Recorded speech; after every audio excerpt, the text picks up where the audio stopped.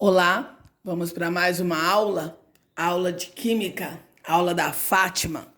E hoje nós vamos falar sobre forças intermoleculares.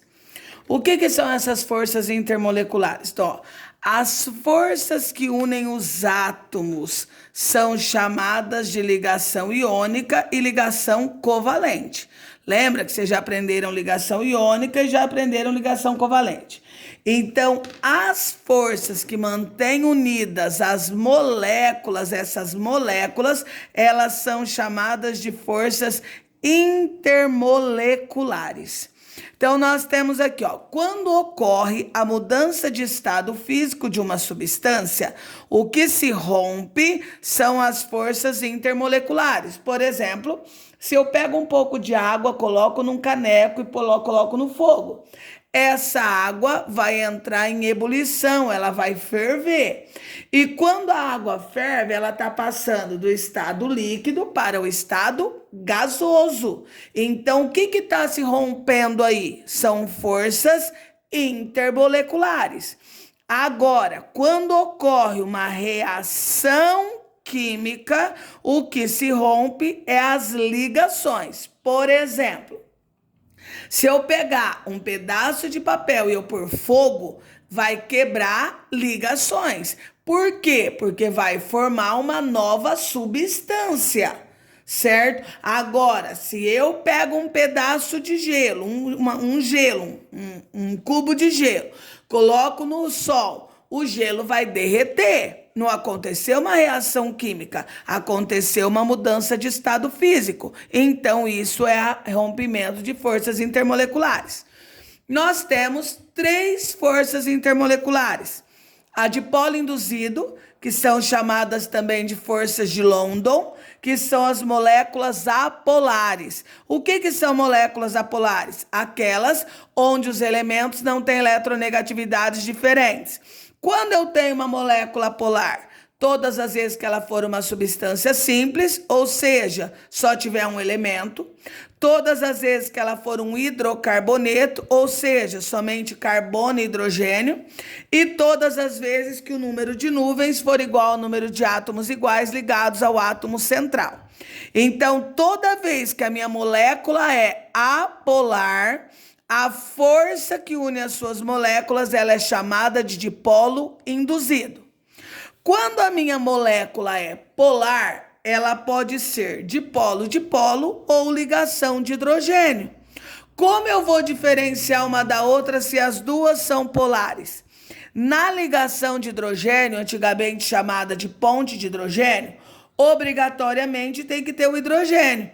E esse hidrogênio ou tem que estar ligado ao flúor, ou ao oxigênio, ou ao nitrogênio. Aí nós teremos uma ligação de hidrogênio. Caso contrário, ela é polar, mas não é uma ligação de hidrogênio, então ela vai ser um dipolo-dipolo. Então, todas as vezes que a gente fala nas forças intermoleculares, tem uma intensidade de forças intermoleculares.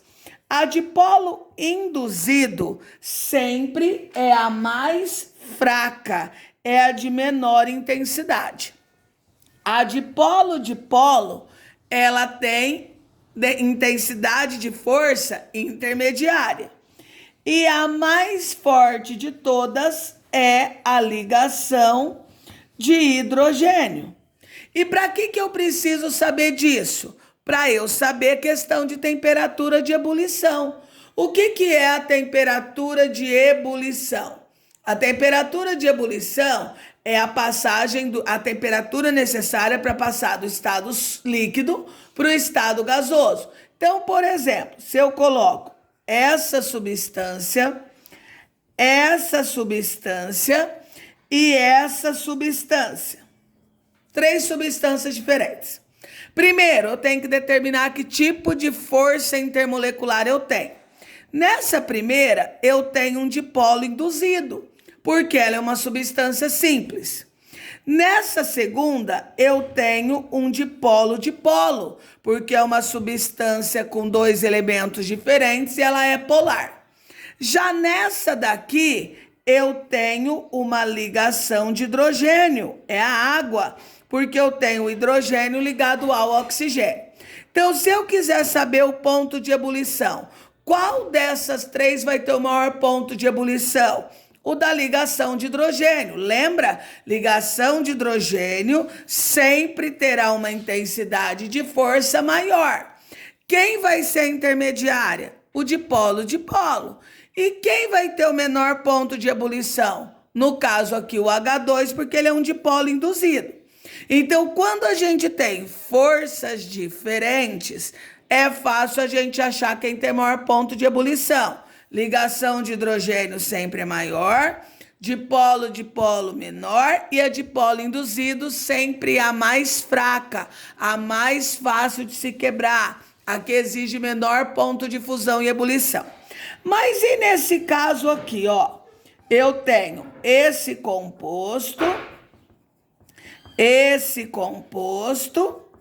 e esse composto. Se vocês observarem, todos eles são hidrocarbonetos, porque todos eles só têm carbono e hidrogênio. Se são hidrocarbonetos, todos eles são dipolo induzido, porque todo hidrocarboneto é um dipolo induzido, porque é uma substância apolar. Então, qual deles vai ter o menor ponto de ebulição? Esse daqui. Por quê? Porque esse daqui é o menor. Ó, quantos carbonos eu tenho? 2. Quantos hidrogênios eu tenho? 6. Aqui, quantos carbonos eu tenho? 3. Quantos hidrogênios eu tenho? 3, 6, 7, 8. Quantos carbonos eu tenho? 4. Quantos hidrogênios eu tenho? 3, 6, 7, 8, 9, 10. Então, quando eu tenho a mesma força intermolecular, para eu saber quem é o maior ponto de ebulição ou o menor, eu vou olhar o tamanho do composto. Então, quanto menor o composto, menor o ponto de ebulição. Quanto maior o composto, maior o ponto de ebulição. E esse daqui vai ter um ponto de ebulição intermediário. Até uma próxima aula.